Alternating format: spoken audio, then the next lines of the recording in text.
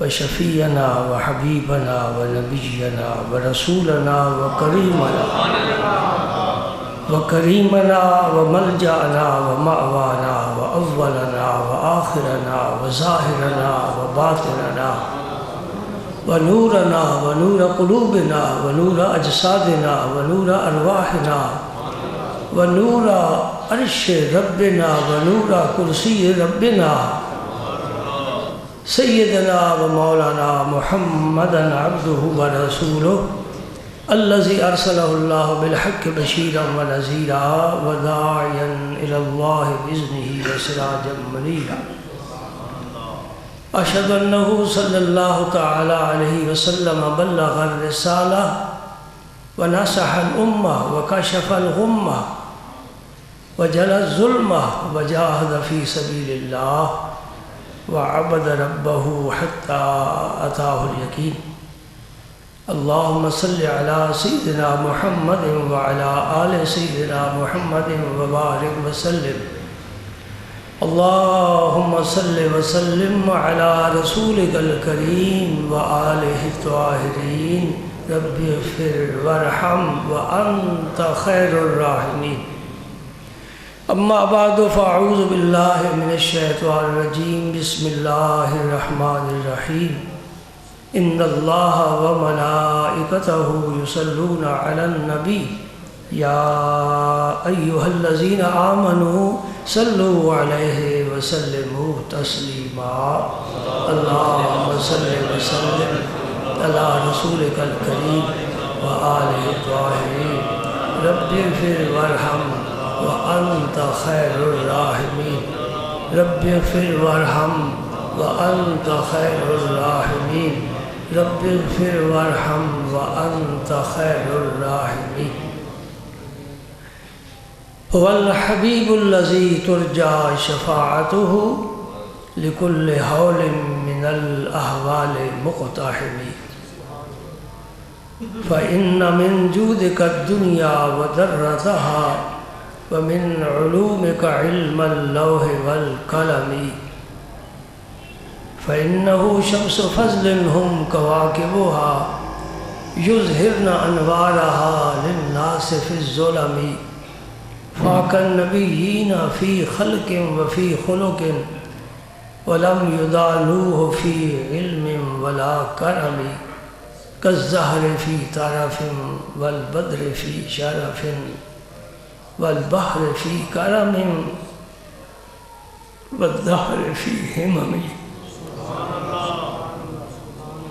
يا أكرم الخلق مالي من ألوذ به سواك عند حلول الحادث العمم مولاي صل وسلم دائما أبدا على حبيبك خير الخلق كلهم ودانائے سبل ختم الرسل مولا کل جس نے غبار راہ کو بخشا فروغ وادی سینہ نگاہ عشق و مستی میں وہی اول وہی آخر نگاہ عشق و مستی میں وہی اول وہی آخر وہی قرآن وہی فرقان وہی یاسین وہی طٰہٰ اللہم صلی وسلم علی رسولک الکریم وآلہ الطاہرین رب اغفر وارحم وانت خیر الراحمین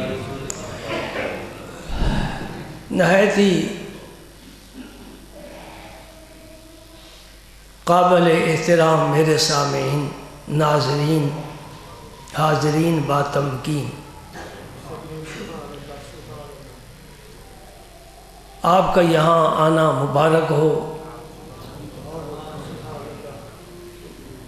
اور اللہ تعالیٰ سے ہم یہ دعا کرتے ہیں کہ مولا کریم ہمیں سلیم قلب عطا فرما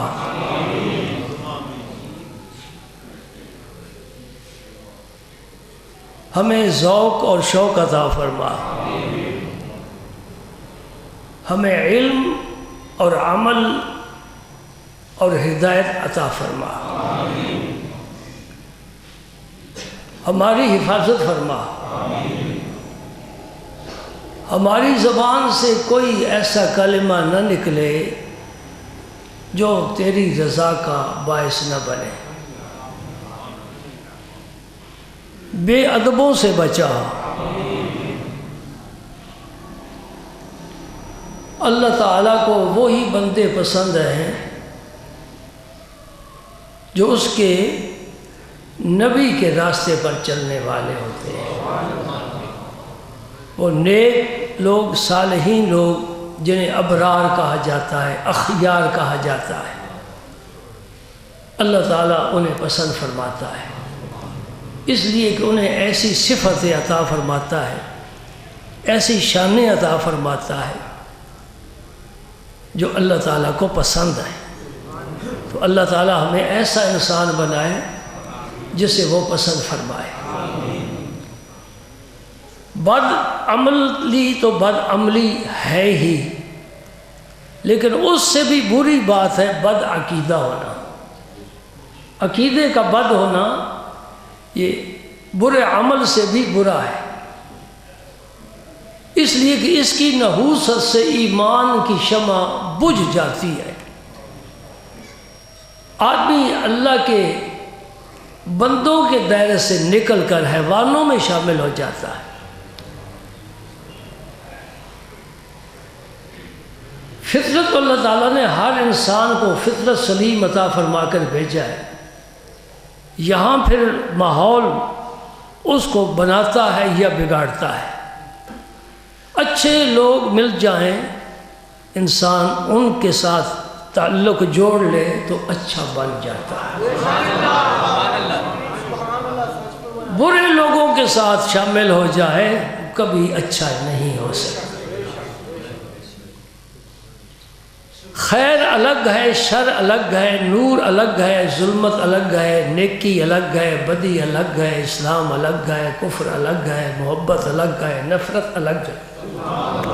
ان میں بڑے فاصلے ہیں۔ جنہیں اللہ نے عزت عطا فرمائی، عزت والے ہی ان کی عزت کو سمجھتے ہیں۔ جنہیں اللہ نے فضیلت عطا فرمائی، فضیلت والے ہی فضیلت سمجھتے ہیں۔ کوے کو پھول کی رنگت، اس کی خوشبو کوے کو قطعاً پسند نہیں، بلبل کو پسند ہے۔ اور کبھی کسی شخص نے بلبل کو کسی مردار پر نہیں دیکھا۔ مردار کے خریدار اور ہیں، پھولوں کے گلدستے بنانے والے اور ہیں۔ اللہ تعالیٰ ہمیں ان لوگوں کی سنگت اور صحبت عطا فرمائے جو اچھا سوچتے ہیں، اچھا کرتے ہیں۔ اللہ پاک نے نبیوں کو فضیلت عطا فرمائی۔ ابو جہل نہیں سمجھ سکا، ابو لہب نہیں سمجھ سکا نبی کی شان، اس لیے کہ یہ مردار کھانے والے ہیں۔ اولئک کل انعام، رب نے فرمائی یہ چوپاؤں کی طرح ہیں، بل ہم اضل سبیلا، بلکہ ان سے بھی گم کردہ راہ ہے۔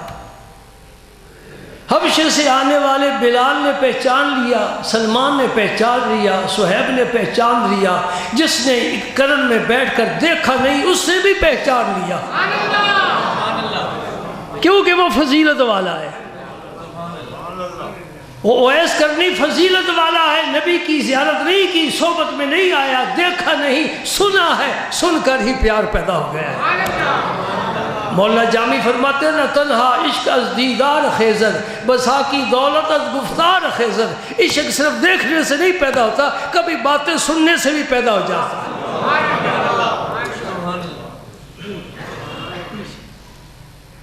فضیلت والے فضیلت کو سمجھتے ہیں، عزت والے عزت والوں کے مرتبے مقام سے واقف ہوتے ہیں۔ نبیوں کو رب نے شان دی ہے، ایمان والوں نے پہچانا ہے، وہ شان کی قدر کرتے ہیں۔ صحابہ کو رب نے شان دی ہے، نبی کی صحبت کے لیے چن لیا ہے۔ جو ایمان والے ہیں، محبت والے ہیں، وہ صحابہ کی شان جانتے ہیں۔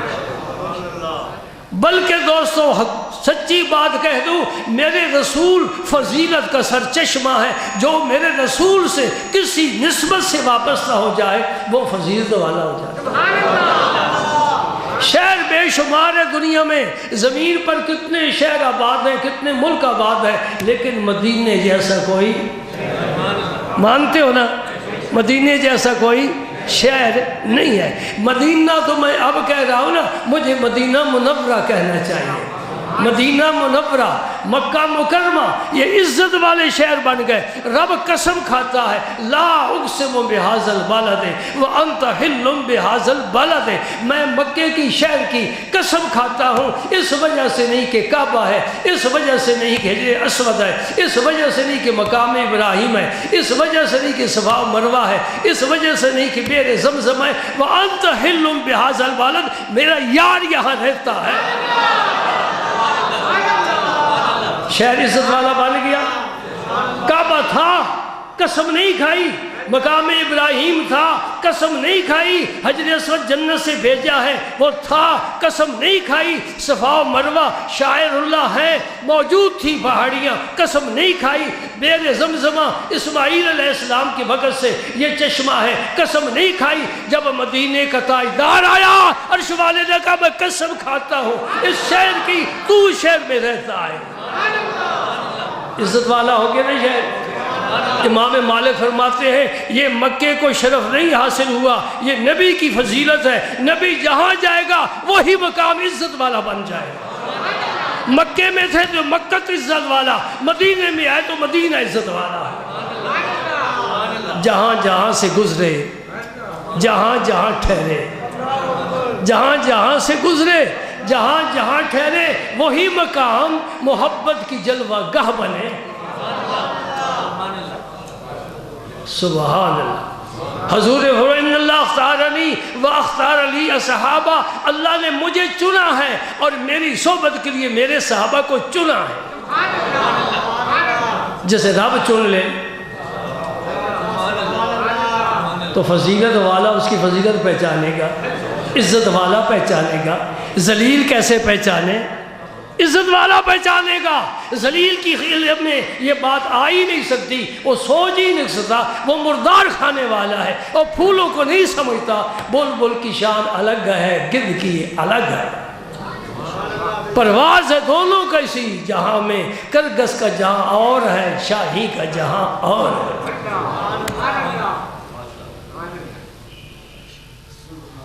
میرے نبی کا گھر میرا رب آباد کرنا چاہتا ہے. وہ آباد ہے، جہاں بھی ہو آباد ہے. آبادی اس کے قدموں سے نہیں، اس کی خاک سے پیدا ہوتی ہے. اللہ پاک نے مختلف قبیلوں سے بیویوں کو چنا ہے. تو میرے نبی کی صحبت میں، تو میرے نبی کی صحبت میں. 11 بیویوں کو میرے رب نے چنا ہے. 10 کے نکاح زمین پر ہوئے، 11ویں کا نکاح رب نے کہا میرے پیارے میں نے عرش پر پڑھ دیا، تیرے لیے حلال ہے. حضرت زینب کا نکاح زمین پر نہیں پڑھا گیا، عرش پر پڑھا گیا ہے. زینب بنت جحش نبی پاک صلی اللہ علیہ وسلم کی پھوپھی سیوا کی صاحبزادی، ان کا نکاح زمین پر نہیں پڑھا گیا.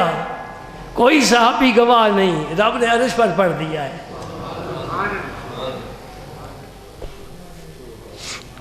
نبی پاک کی صحبت کے لیے رب نے صحابہ کو چنا.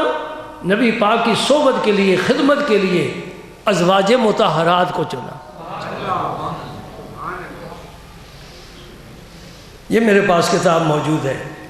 نبی پاک صلی اللہ علیہ وسلم نے عائشہ صدیقہ کو فرمایا تھا، عائشہ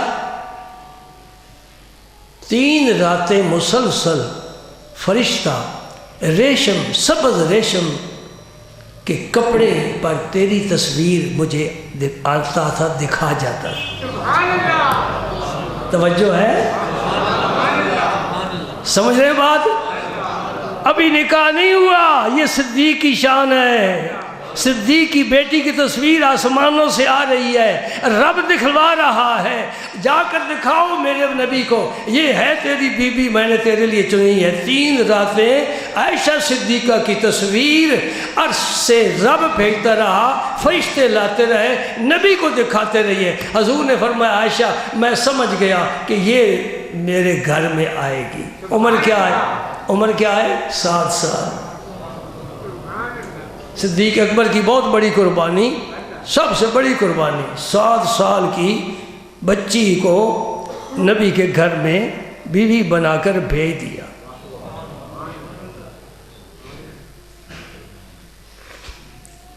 تو اب عائشہ صدیقہ کی شان کیا سمجھے ہم؟ جس کا انتخاب رب نے کیا ہے اور جس کی تصویر اپنے نبی کو ریشمی کپڑے پر، سبز رنگ کے ریشمی کپڑے پر بنا کر اپنے نبی کو 1 رات نہیں، 2 نہیں، 3 راتیں دکھائی۔ سبحان اللہ، عزت ملی۔ نبی کے گھر میں جو آ جائے عزت پا گیا۔ تو حضور کے ازواج کو عزت ملی، کس نے دی؟ اللہ نے، اور میرے نبی نے عزت عطا فرمائی۔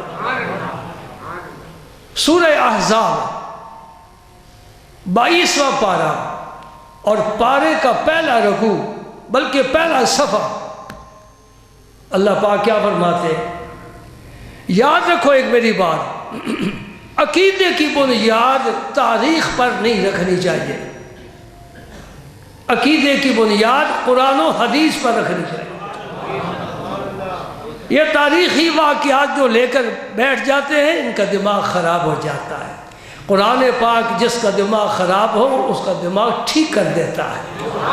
قرآن و حدیث کا یہ کمال ہے، اس کی خوبی ہے، لیکن کسی کامل کے ساتھ نظر بھی شامل ہو جائے تو پھر سونے پر سہاگا ہے، پھر شراب سے عطشہ ہے، ورنہ بہک جانے کا خطرہ ہے۔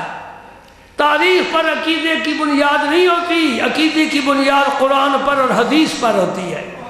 اس لیے میں کہتا ہوں اہل بیت کو، حسنین کو، خاتون جنت کو، علی المرتضیٰ کو اگر تم نے دیکھنا ہے تو قرآن میں دیکھو، حدیث میں دیکھو، کیا شان ہے ان کی۔ جی یہ میرے نبی نے فرمایا من کنت مولا ہو فعلی مولا ہو، جس کا میں مولا ہوں علی بھی مولا ہے، میرا رسول فرما رہا ہے۔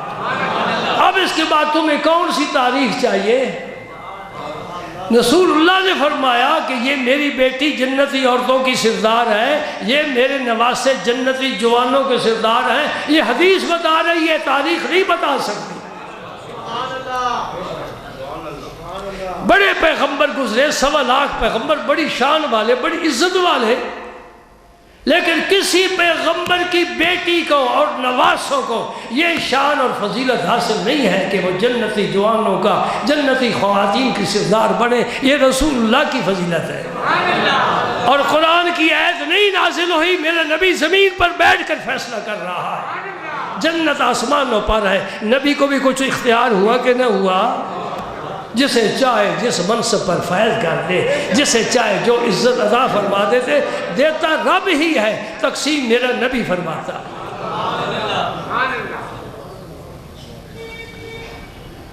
تمام ازواج مطہرات، واہ سنیو، تمہاری اصطلاح بڑی پیاری ہے، ازواج صرف کبھی نہیں کہا، ازواج مطہرات۔ مطہرات کا معنی کیا؟ پاک بیویاں۔ رب کیا فرما رہا ہے؟ یا نساء النبی لستن کاحد من النساء، اے نبی کی بیویوں، زمین پر جتنی عورتیں آئی ہیں اس وقت موجود ہیں، قیامت تک آئیں گی، کوئی عورت تمہارے پائے کی نہیں ہے۔ پہلی امتوں میں 2 نام ہیں، ایک فرعون کی بیوی حضرت آسیہ رضی اللہ تعالی عنہ جو مسلمان ہو گئی تھی، اور مرنے سے پہلے رب نے انہیں اپنا جنت کا مکان دکھایا تھا۔ آسیہ وہ تیرا مکان ہے، تو نے میرے لیے صدمے سے، تو نے میرے لیے سزا برداشت کی ہے، تیرے لیے بہت کچھ دکھ ہے، لیکن میں نے تجھے اپنے مقبول بندوں میں شامل کر لیا ہے۔ اور دوسری خاتون پہلی امتوں میں صرف 2 عورتیں، دوسری حضرت عیسیٰ علیہ السلام کی والدہ حضرت مریم، جس کا ذکر رب نے قرآن پاک میں کتنی مقام، یا عیسی ابن مریم، عیسیٰ ابن مریم، یہ دو خواتین عزت والی ہیں۔ اس کے بعد حضرت خدیجۃ الکبریٰ تیسری، اس کے بعد عائشہ صدیقہ چوتھی، پانچواں نمبر ہے جناب خاتون جنت فاطمہ الزہرا۔ یہ 5 عورتیں دنیا کی تمام عورتوں کی سردار ہیں۔ ہاں اس میں لوگوں نے اختلاف کیا ہے علماء نے، اور انہیں حق پہنچتا ہے، دلائل ان کے سامنے ہوتے ہیں، کون سے دلائل کس طرف جاتے ہیں کہ ان میں سے پھر کون افضل ہے۔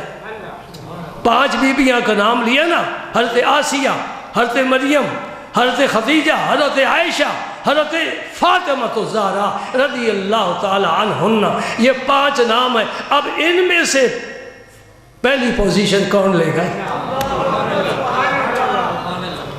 ہاں شان سب کی بڑی ہے، شان سب کی بڑی ہے، فیصلہ کرنا ہمارا کام نہیں، علماء کا کام ہے۔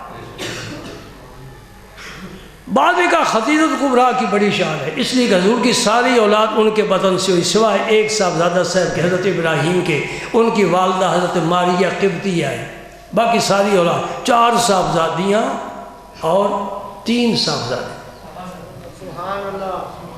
اچھا بھائی محرم ابھی گزرا ہے نا، ماشاءاللہ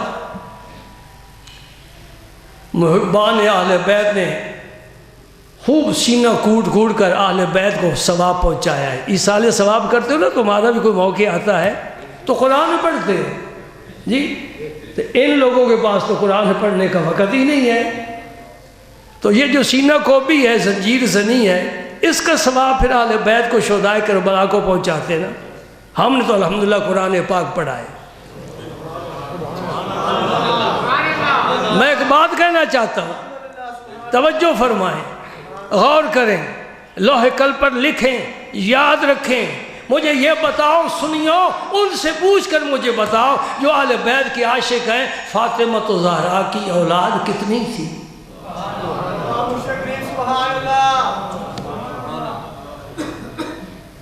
صرف امام حسین ہی تھے بس؟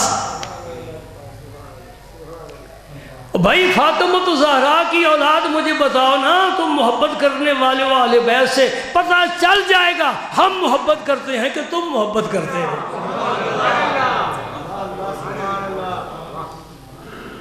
میں عرض کروں، نام بھی بتاؤں، پھر میں کہہ سکتا ہوں میں تو 5 تن کا غلام ہوں، غلام ابن غلام، میرا حق بنتا ہے، میں تو 5 تن کا غلام ہوں، غلام ابن غلام ہوں۔ خاتون جنت کے 3 صاحبزادے، حسن سب سے بڑے، حسن مجتبیٰ نبی کے کندھوں پر چڑھنے والا، امام حسین دوسرے صاحبزادے، تیسرے محسن، 3 صاحبزادے، اور صاحبزادیاں 3، انہیں نہیں پتا 3 صاحبزادیاں۔ حضور نے اپنی صاحبزادیوں کو جو نام رکھے تھے، وہ خاتون جنت کی ہمشیرہ ہیں نا، خاتون جنت نے وہی 3 نام اپنی صاحبزادیوں کے رکھے۔ سب سے بڑی صاحبزادی صاحبہ کا نام زینب ہے، دوسری صاحبزادی صاحبہ کا نام رقیہ ہے، اور تیسری صاحبزادی صاحب کا نام ام کلثوم ہے۔ اللہ سب پر رحمت برکت نازل فرمائے۔ اور یہ جو تیسری صاحبزادی ہے ام کلثوم، ان کا نکاح خود علی المرتضیٰ نے جناب عمر فاروق سے کیا ہے۔ اب آ میرے سامنے میدان میں، یہ فاروق، عمر فاروق علی کا داماد ہے جسے تو برا بھلا کہتا ہے، کس گھرانے میں ہاتھ ڈالا ہے؟ بے حیا، تجھے شرم نہیں آتی؟ تجھے پہچان ہی نہیں ہے؟ داماد کتنا پیارا ہوتا ہے، سمجھتے ہو نا، قیمتی انسان ہوتا ہے۔ تو علی المرتضیٰ نے جناب ام کلثوم کا نکاح علی عمر فاروق سے کیوں کیا ہے؟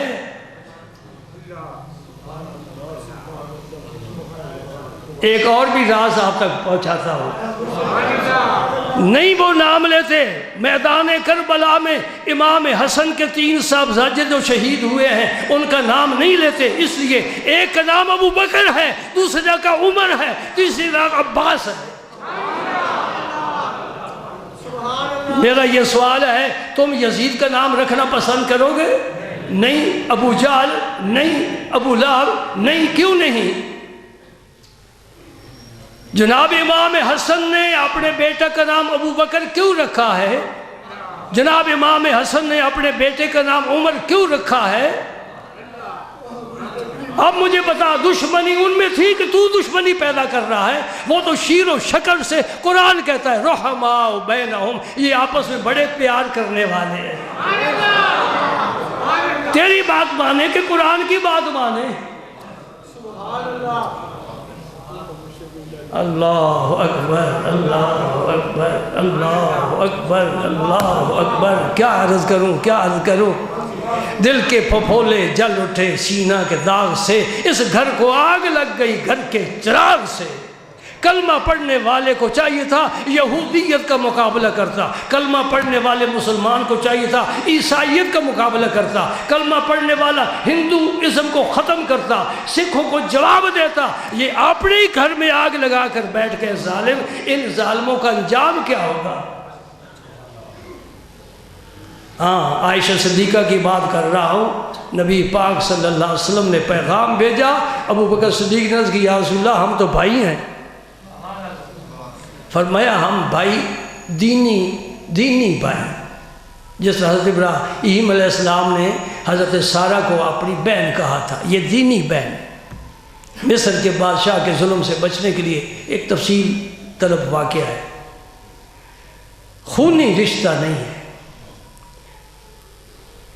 حضرت صدیق اکبر نے دوسری بات نہیں کی۔ نبی پھر بارات لے کر ابو بکر کے گھر آیا نا، حضرت عائشہ دلہن بنی نا، ابو بکر کے گھر بارات لے کر آیا کون؟ عرش کی سیر کرنے والا، لا مکان کی خلوتوں میں لذت دیدار پانے والا ابو بکر صدیق کے گھر آیا، کیا بن کر؟ دولہا بن کر۔ اللہ اللہ اللہ، سبحان اللہ۔ بھائی جتنے بھی ہم زمین پر رہنے والے، چلو ہماری تو کوئی حیثیت نہیں، صدیق اکبر کی تو بڑی شان ہے، علی المرتضیٰ کی تو بڑی شان ہے، کیا یہ بھی کبھی اپنے نبی سے ناراض ہو سکتے ہیں؟ نہیں۔ اگر کوئی کلمہ پڑھنے والا نبی سے ناراض ہو جائے ایک سیکنڈ کے لیے ایمان کیا، امتی نبی سے ناراض ہے، بلکہ امتی تو نبی کی رضا کا طالب ہوتا ہے، خود کیسے ناراض ہو؟ عائشہ صدیقہ کبھی کبھی حضور سے ناراض بھی ہو جایا کرتی تھی، یہ قرب کی منزل ہے۔ حضور نے فرمایا عائشہ تو راضی ہو تو میں جانتا ہوں، پتہ چل جاتا ہے، تو ناراض ہو تو پھر بھی مجھے پتہ چل جاتا ہے، تو ناراض ہو۔ عائشہ صدیقہ کبھی ناراض ہو جاتی ہے حضور سے نا، عرض کرتے یا رسول اللہ کیسے آپ کو پتہ چل جاتا ہے؟ فرماتے تو راضی ہو نا، جب خوش ہو تو قسم کھاتے وقت کہتی ہے لا رب و رب محمد، مجھے محمد کے رب کی قسم، اور جب تو ناراض ہو تو کہتی لا و رب ابراہیم، مجھے ابراہیم کے رب کی قسم، رب تو ایک ہی ہے نا۔ تو عرض کرتی یا رسول اللہ میں صرف آپ کا نام ہی چھوڑتی ہوں نا، یعنی نام نہیں لیتی، دل میں تو آپ ہوتے ہی ہیں نا۔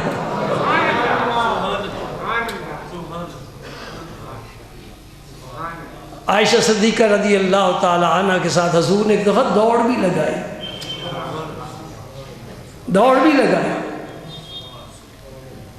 سبحان اللہ۔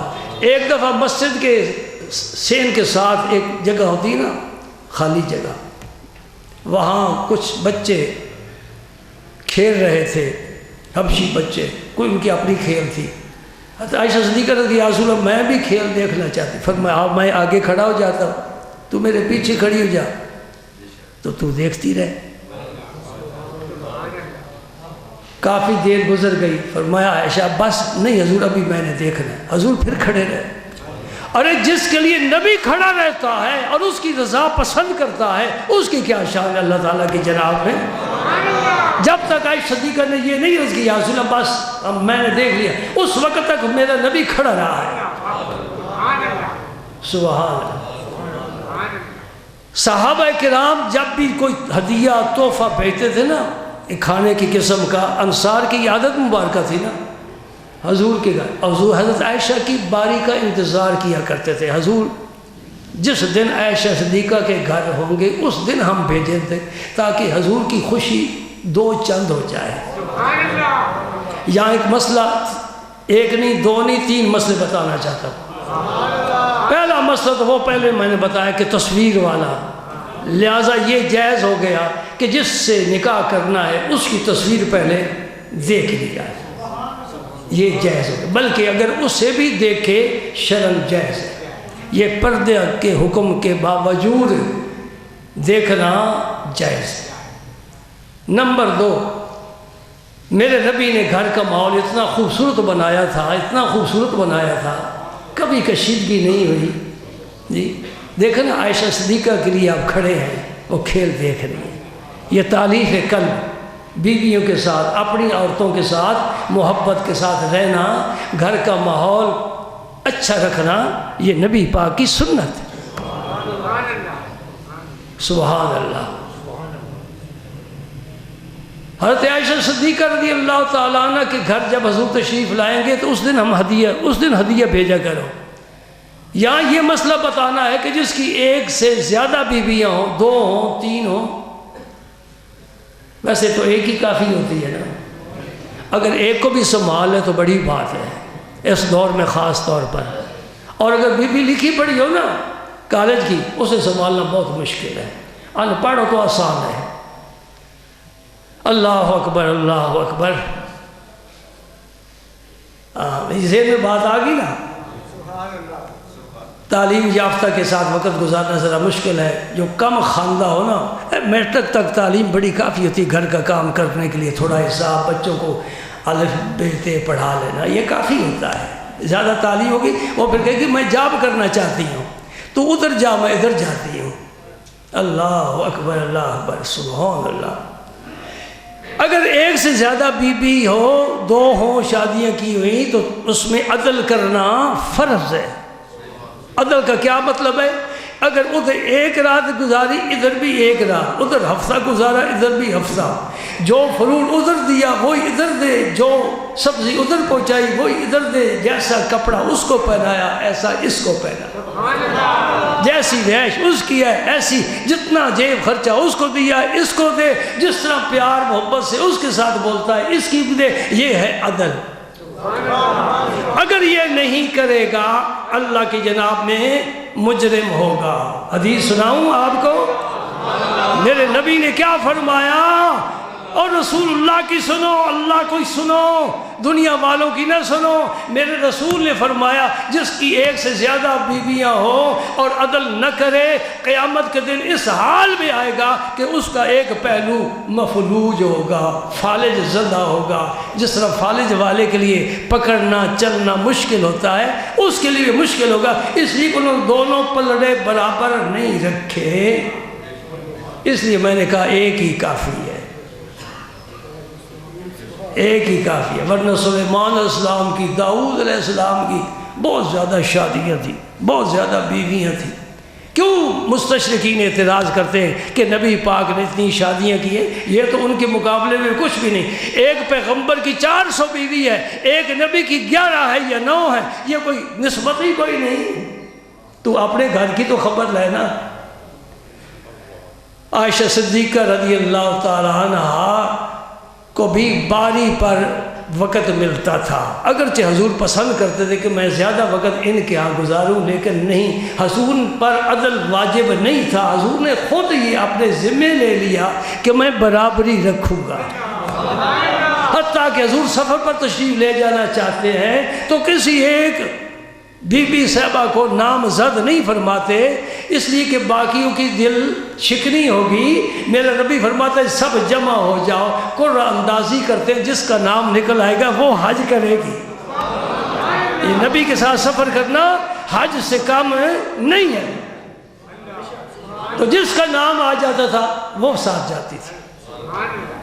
یہ نبی پاک پر فرض نہیں تھا، لیکن حضور نے باریاں مقرر فرمائی تھی. تو ازواج مطہرات کے 2 گروپ تھے. ایک میں حضرت عائشہ صدیقہ، حضرت حفصہ، حضرت سودا، اور باقی ام سلمہ کا دوسرا گروپ تھا.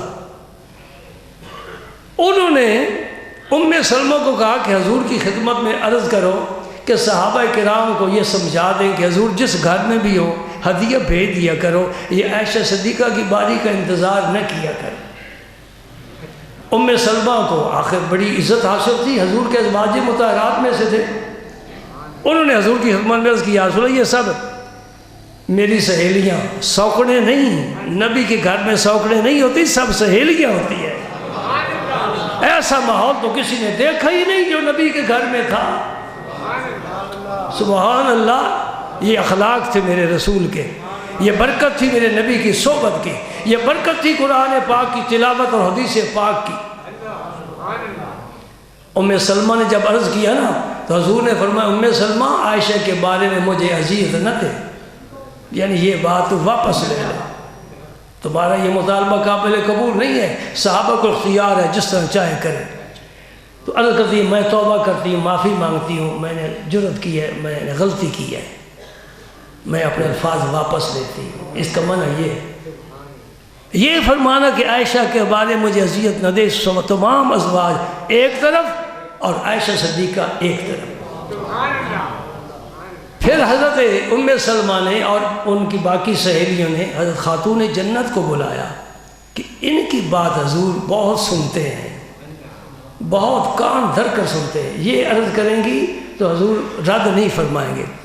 فاطمہ تم جاؤ، تم حضور سے عرض کرو کہ عائشہ صدیقہ کے گھر جب آپ ہوتے ہیں تو بڑے ہدیے تحفے آتے ہیں، باقی گھروں میں آنے چاہیے. آپ صحابہ سے کہہ دو. جب عائشہ صدیقہ کے بارے میں خاتون جنت نے بیان بات کی، حضور نے فرمایا فاطمہ تو اس سے محبت نہیں کرتی جس سے اللہ کا رسول محبت کرتا ہے. یعنی میں محبت کرتا ہوں عائشہ سے، تم بھی محبت کرو، ایسے مطالبات چھوڑ دو. یہ اللہ کی تقسیم ہے جس سے عزت عطا فرمائے. ہاں دوستو، میں جانے والا ہوں ابو موسیٰ اشعری کی ایک حدیث سنو. یہ صحابی ہیں جلیل القدر، ابو موسیٰ اشعری، بڑی شان والے، پہلی صف والے صحابی ہیں.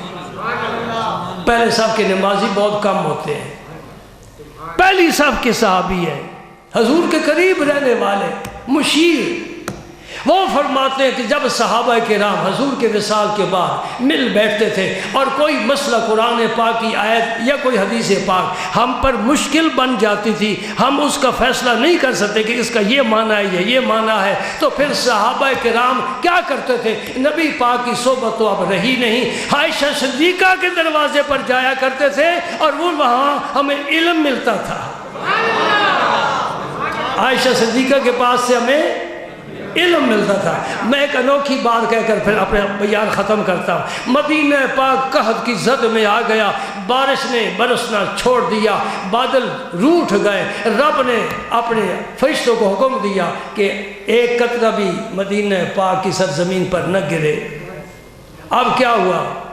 سبزہ ختم، کھیت فصل ختم، جانور مویشی اللہ بھوکے. یہ ہے کتاب میرے پاس، اس میں حدیث پاک ہے، کوئی دیکھنا چاہے انشاءاللہ میں دکھا سکتا ہوں. میں ہوائی باتیں نہیں کرتا. توجہ ہے آپ کی؟ تھوڑا سا وقت ہے، 10 منٹ آپ کے زیادہ لے لیے، 5 منٹ اور آپ مجھے دے دیں. اب کہتا ہے سب صحابوں کو پتا ہے، ہمیں بھی پتا ہے، مولوی نے بتایا مشکل پڑے مصلی بچاؤ، نفل پڑھو، دعا کرو. آسان طریقہ ہے. صحابہ بھی تھے، تابعین بھی تھے، مدینہ پاک ستاروں سے بھرا ہوا تھا، سب ہی اللہ سے پیار کرنے والے، سب ہی توحید کا علم بلند کرنے والے. میں تمہیں توحید کا درس دے رہا ہوں. سب صحابہ مدینہ پاک میں کوئی مشرک نہیں تھا، کوئی بدعتی نہیں تھا، سب کیا تھے؟ اللہ والے تھے. کونوا ربانیین، سمجھ رہے ہو؟ اب کہف بن کے سارے اکٹھے ہو گئے، کیا کریں کیا کریں؟ فیصلہ کیا کہ عائشہ صدیقہ کے دروازے پر حاضر ہو جاتے ہیں۔ میری بات یاد رکھنا، یاد رکھا کرو تو اگر پہلے دن سے میری باتیں یاد رکھتے نا، آج تم بھی مکمل نہیں تو آدھے مولوی تو بن ہی جاتے، لیکن لفظ مولوی تمہیں پسند نہیں۔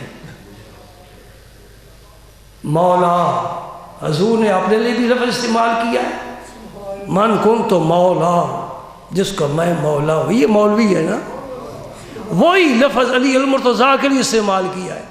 بلکہ عرش والے رب نے بھی اپنے لیے یہی لفظ استعمال کیا، انت مولانا فانصرنا علی القوم الکافرین، ہے کہ نہیں قرآن میں؟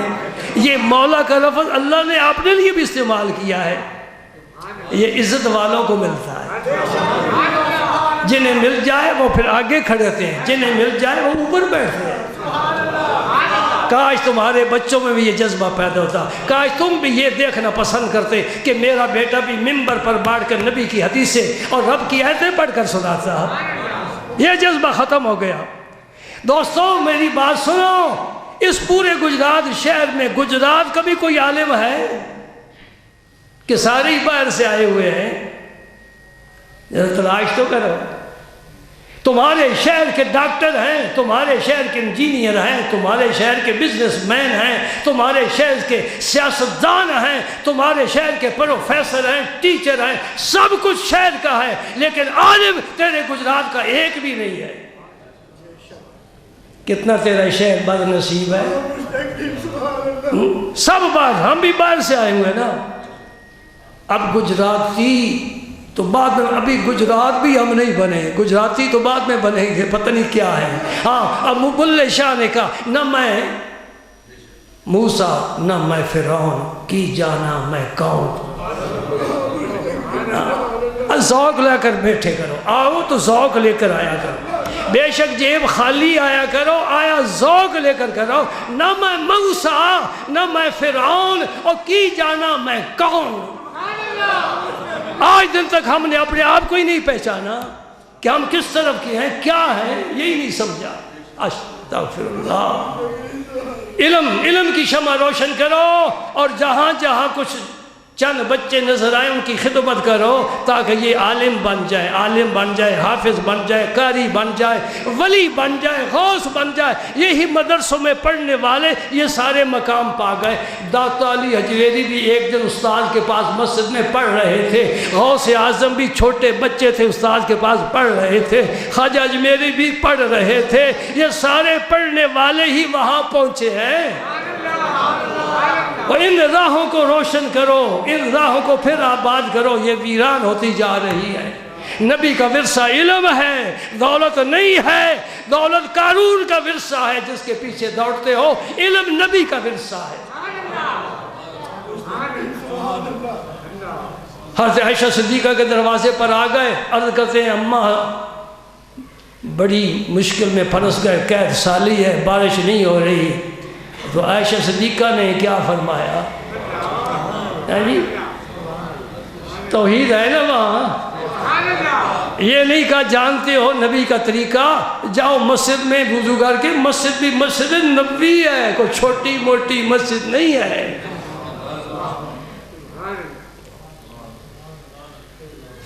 جس کی ایک نماز میں تو ثواب کا انداز ہی نہیں کر سکتا، فضیلت بڑی، ثواب الگ، فضیلت بڑی نبی کے قرب میں۔ دیکھ لے میرے دوست، ہر مسجد میں امام کے دائیں طرف افضل ہے، ہر مسجد میں جو امام کے پیچھے ہے یا دائیں طرف ہے وہ افضل ہے۔ مسجد نبی میں جو امام کی بائیں طرف ہے وہ افضل ہے۔ یہ حکم کیوں بدل گیا؟ اس لیے کہ بائیں طرف میرا نبی ہے، جو بائیں طرف نماز پڑھے گا وہ نبی کے قریب ہوگا، اسے ثواب بھی، فضیلت بھی، برکت بھی زیادہ ملے گی۔ اور تیرے سینے میں دل بھی بائیں طرف ہی ہے نا۔ سبحان اللہ۔ عائشہ صدیقہ رضی اللہ تعالی عنہ نے کچھ بھی نہیں فرمایا. کیا فرمایا؟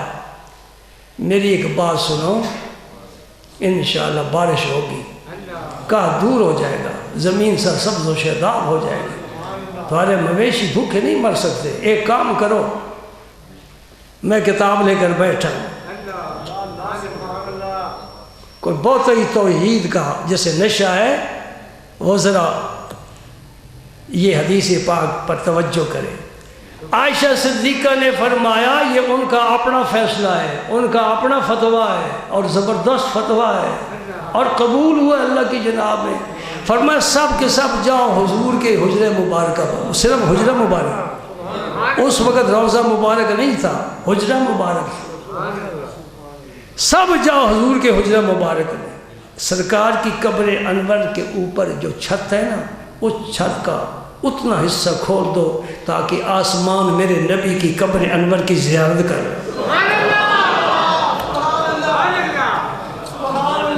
عائشہ صدیقہ نے سب کو کدھر بھیجا؟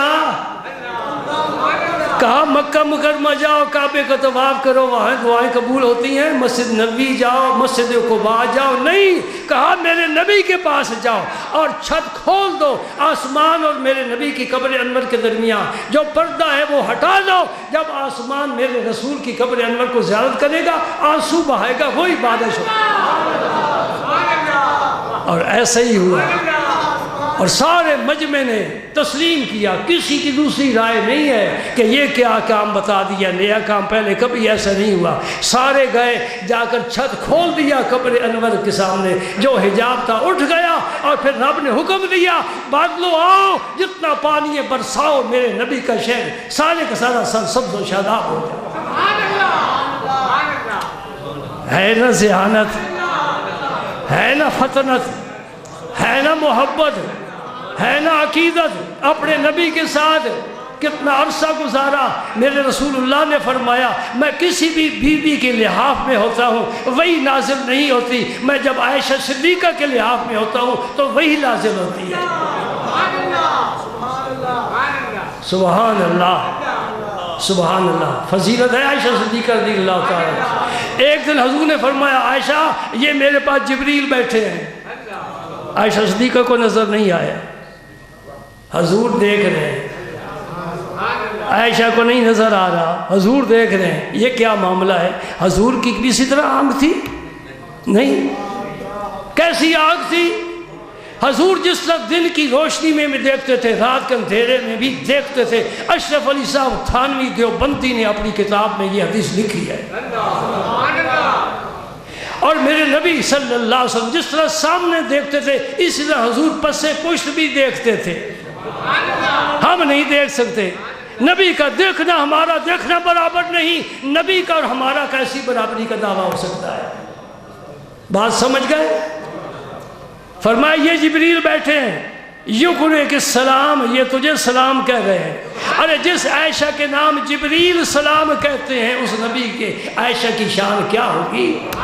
اور جو صحابہ کی شان میں گستاخی کرے، جو ازواج مطہرات کی شان میں گستاخی کرے، وہ سمجھ لو وہ بدبخت ہے، وہ بدبخت ہے، وہ بے ایمان ہے، وہ اندھیرے میں رہنے والا ہے، وہ تاریکی ہے، وہ غلاظت کا کیڑا ہے، وہ جہنمی کتا ہے. نبی کا غلام نہیں ہو سکتا. نبی کا غلام فقط وہ ہے جو رسول اللہ کے شہر کے باشیوں کو بھی جھک جھک کر سلام کرے.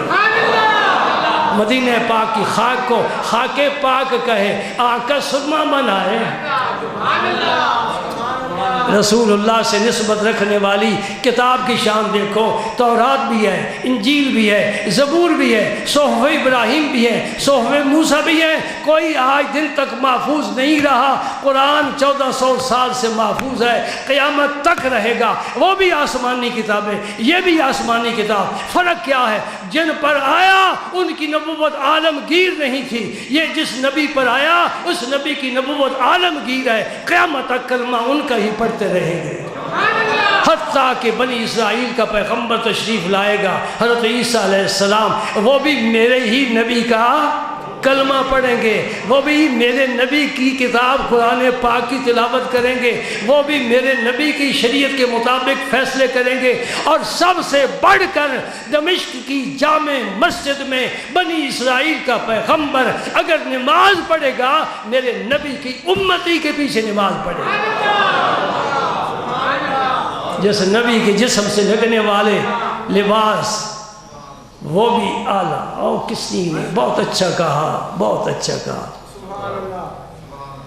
ہاں اللہ تعالیٰ ایمان، ہدایت، محبت، عقیدت نصیب فرمائے، پھر یہ باتیں سمجھ میں آتی ہیں نا۔ سبحان اللہ، ہائے ہائے کتنی ظلم کی بات ہے، کتنے ظلم کی بات ہے کہ ازواج مطہرات کی شان، خاص طور پر عائشہ صدیقہ کی شان رب نے سورہ نور میں 14-18 آیتوں میں بیان فرمائی۔ کسی کے لیے کسی کی شان میں ایک آیت ہی آ جائے تو کافی ہو جاتی ہے نا، نام ہی آ جائے، حضرت زید کا نام آ گیا، پورے قرآن میں کسی صحابی کا نام نہیں، بڑی فضیلت والی بات علماء آج دن کرتے ہیں۔ اور جس کی شان میں ایک آیت آ جائے، جس کی شان میں 18 آیتیں آ جائیں، ایک آیت تم بھی سن لو سورہ نور کی، بات ختم ہو جاتی ہے نا قرآن پر، رب کے فرمان پر بات ختم ہو جاتی ہے۔ سنو، الخبیثات للخبیثین والخبیثون للخبیثات والطیبات للطیبین والطیبون للطیبات اولئک مبرؤون مما یقولون لہم مغفرۃ ورزق کریم۔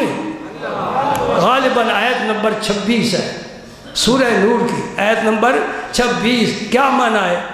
دو معنی، دو مفہوم بیان کیے ہیں۔ الخبیثات، جو خبیث عورتیں ہیں نا، بد فطرت، وہ خبیث مردوں کے لیے، جو خبیث مرد ہیں وہ خبیث عورتوں کے لیے ڈھونڈ کر ملتے ہیں۔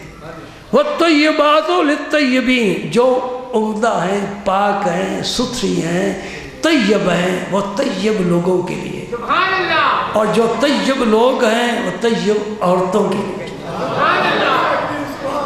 اب میں اس شخص سے پوچھتا ہوں، اس فرقے سے پوچھتا ہوں جو ازواج مطہرات کی شان میں بکواس بکتا ہے، مجھے بتا نبی طیب ہے کہ نہیں؟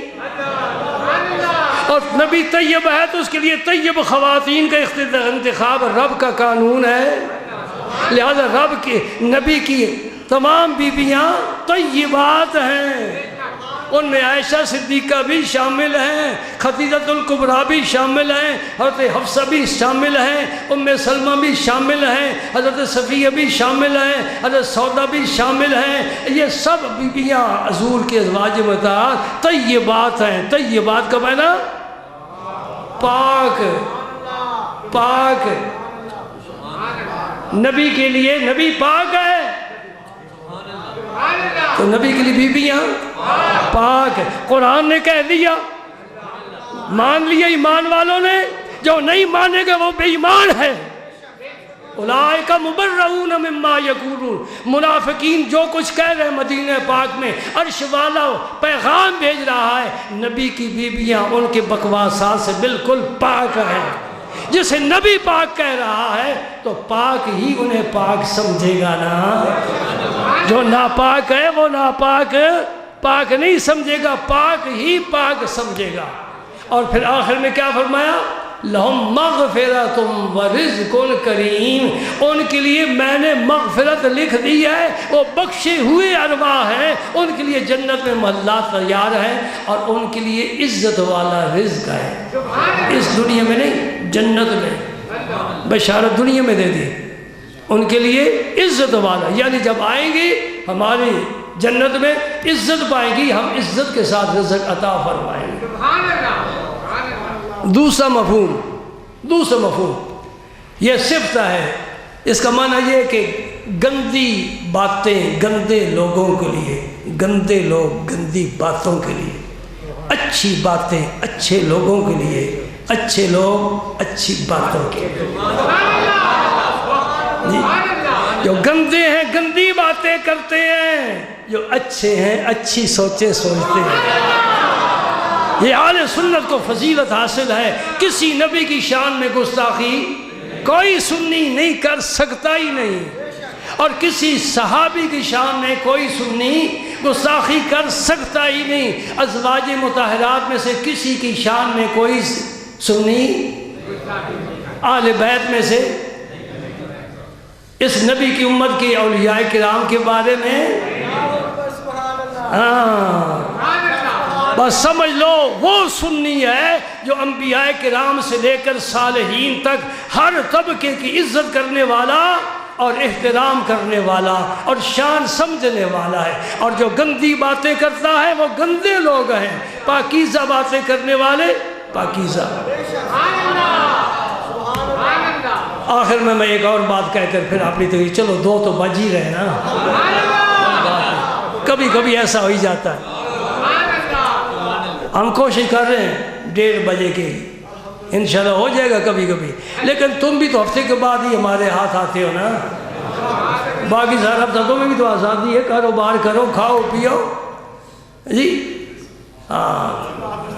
کیا کہنا صحابہ کرام کی شان، ہر وقت نبی کے پاس، تبھی تو دین سیکھا ہے نا۔ ہمیں تو دین کا بھی پتہ نہیں، کل جنت میں ٹکٹ کہاں سے لے کر جائیں گے؟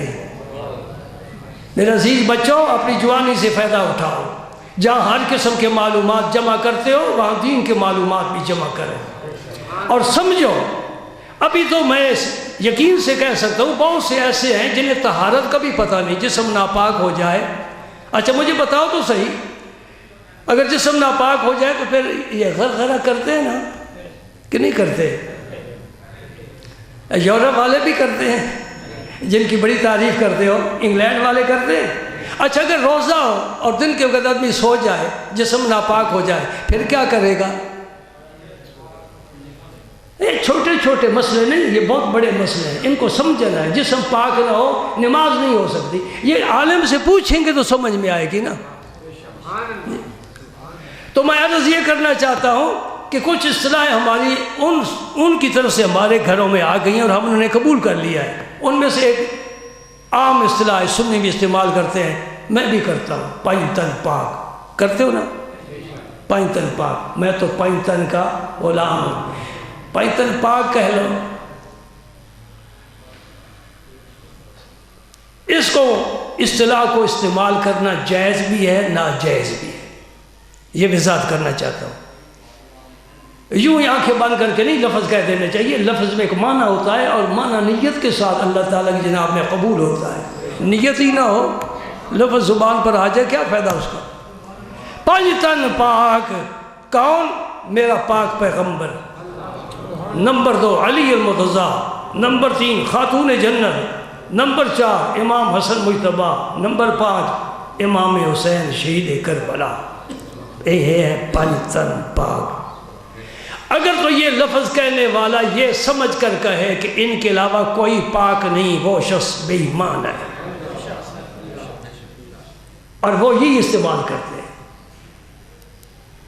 سنی اس نیت کے ساتھ کہے کہ یہ 5 پاک ہیں اور اس کے علاوہ نبی کا سارا گھرانہ پاک ہے، نبی کے سارے یار پاک ہیں، نبی کی ساری بیویاں پاک ہیں، اور نبی کا مدینہ بھی پاک ہے، اور مدینہ پاک کی خاک بھی پاک ہے۔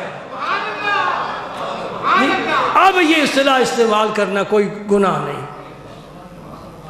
اور ان پر میرا یہ سوال ہے، میں تمہیں دے رہا ہوں، تمہاری ملاقاتیں ہوتی ہیں، بلکہ رشتہ داری ہیں ماشاءاللہ، شادیوں بیاہ پر آتے جاتے ہو اور جنازوں پر بھی آتے جاتے ہو۔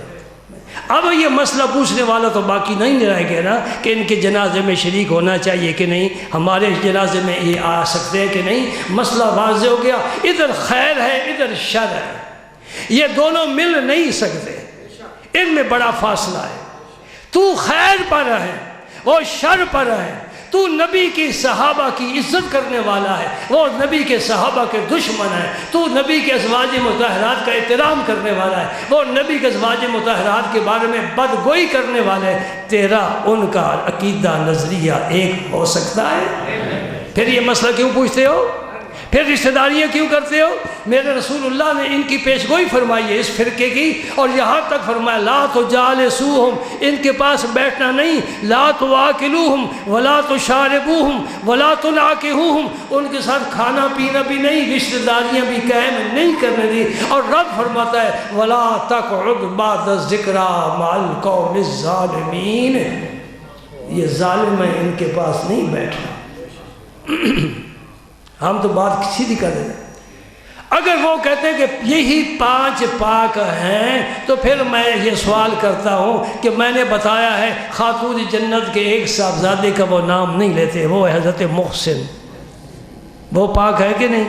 کہ پاک ہے تو 6 ہو گئے، 3 صاحبزادیاں بتائی ہیں، وہ پاک ہے کہ نہیں؟ پاک ہے تو کتنے ہو گئے؟ 9 ہو گئے۔ اب جس کو علی المرتضیٰ نے اپنی صاحبزادی دی ہے پاک سمجھ کر دی ہے، بولنا، پاک سمجھ کر دی ہے، وہ عمر فاروق ہے، وہ بھی پاک ہو گئے۔ اللہ اللہ، اور عمر فاروق جب پاک ہو گئے، ان کی صاحبزادی حضرت حفصہ ہے، تو پاک کی بیٹی بھی پاک ہے، وہ نبی کے گھر میں ہے، وہ بھی پاک ہو گئی۔ یہ پھر اب سلسلہ لمبا ہو گیا، یہ سب صحابہ کو شامل ہو جائے گا۔ اس لیے اعلیٰ حضرت نے خوب کہا ہے تیری نسل پاک میں ہے بچہ بچہ نور کا، تو ہے عین نور تیرا سب گھرانہ۔ اب ایک بات چھیڑنے والا ہوں لیکن وقت زیادہ ہو جائے گا، وہ یہ ہے کہ حسین حسین حسین حسین ساری دنیا میں ہو رہا ہے، حسن کا کیوں نام نہیں لیتے ظالمو؟ حسن فاطمہ کا فرزند نہیں ہے؟ حسن علی کی آنکھ کا نور نہیں ہے؟ حسن مجتبیٰ حسین سے بڑے ہیں، ان کا یوم شہادت کیوں نہیں مناتے؟ اس لیے نہیں مناتے کہ کوفیوں نے ہی زید دے کر انہیں شہید کیا ہے۔ شیعان علی کوفہ میں تھے، انہوں نے ہی زہر دے کر امام حسن مجتبیٰ کو کیوں شہید کیا ہے؟ کیا قصور ہے ان کا؟ کون سا گناہ کر بیٹھے ہیں؟ میں عرض کرتا ہوں امام حسن نے 6 ماہ خلافت کر کے امیر معاویہ سے صلح کر لی تھی، یہ قصور ہے، یہ جرم ہے۔ امیر معاویہ سے صلح کر لی تھی نا امام حسن نے۔ اور البدایہ والنہایہ بڑی معتبر کتاب ہے، اس میں لکھا ہوا ہے کہ حضرت امیر معاویہ کے ہاتھ پر امام حسن نے بھی بیعت کی ہے اور امام حسین نے بھی بیعت کی ہے۔ اب میں تم سے سوال کرتا ہوں، جنتی جوانوں کے سردار جو فیصلہ کرے وہ جنتی فیصلہ ہے کہ دوزخی فیصلہ ہے؟ یہ جنتی جوانوں کے سردار ہیں، یہ فیصلہ کر رہے ہیں۔ اور یہ دونوں شہزادے حضرت امیر معاویہ کے پاس جایا کرتے تھے ملک شام میں، سمجھے؟ حضرت امیر معاویہ نے بہت زیادہ تحفے تحائف دیا کرتے تھے، بہت زیادہ۔ ایک دفعہ تو خود حضرت امیر معاویہ کو بھی بڑی خوشی ہوئی کہ میں نے شہزادوں کی آج بڑی خدمت کی ہے، بڑے تحفے دیے، اور خوش ہو کر فرمانے لگے، سننے والی بات ہے، توجہ کرنا، ہاں پھر تو آپ نے جمعے کے دن ہی آنا ہے نا۔ حضرت امیر معاویہ فرمانے لگے، شہزادوں آج دن تک میں نے کسی کو اتنا بھاری تحفہ نہیں دیا، یہ بھی تو نبی کے نور عین تھے، علی کے رخت جگر تھے، خاتون جنت کے نور نظر تھے، انہوں نے بڑا پیارا عمدہ نفیس اعلیٰ جواب دیا۔ فرمایا امیر معاویہ تو نے آج دن تک اتنے بھاری تحفے کسی کو نہیں دیے، یہ بھی خیال کر ہمارے جیسا کوئی آیا بھی تو نہیں۔ سبحان اللہ۔ اور جنتی جوانوں کے سردار تیرے گھر آ گئے، تجھے تو اور تحفے دینے چاہیے تھے۔ میں قربان جاؤں امیر معاویہ پر، میں قربان جاؤں ان کے مہمانوں پر، میں قربان جاؤں علی المرتضیٰ پر، ان کے ساری آل پر، ان کے سارے خاندان پر، ان سے محبت کرنے والوں پر، ان کی مور لگا کر ولی بننے والوں پر قربان جاؤں۔ ہاں میرے نبی نے علی المرتضیٰ کو یہ مور عطا فرمائی ہے، علی تو مور لگائے گا تو کوئی ولی بنے گا، الٹا لٹک کر عبادت کرتا رہے کوئی ولی نہیں بن سکتا۔ ولی وہی بنے گا جس پر حیدر کرار کی مور ہو۔ ہم غلام ہیں، ہم غلام ہیں، ہم غلام ہیں، پن تن کے غلام ابن غلام ہیں۔ اللہ پاک میری حاضری قبول فرمائے۔ الحمدللہ میں نے اس مجلس میں انبیاء کرام کی تعظیم کی، ازواج مطہرات کی، حضور کے صحابہ کی، حضور کی آل کی، حضور کے شہر کی۔ الحمدللہ مجھے اللہ تعالیٰ زندہ رکھے اسی عقیدے پر، اور جب آخری ہجکی آئے تو نبی کی یاد اور محبت میں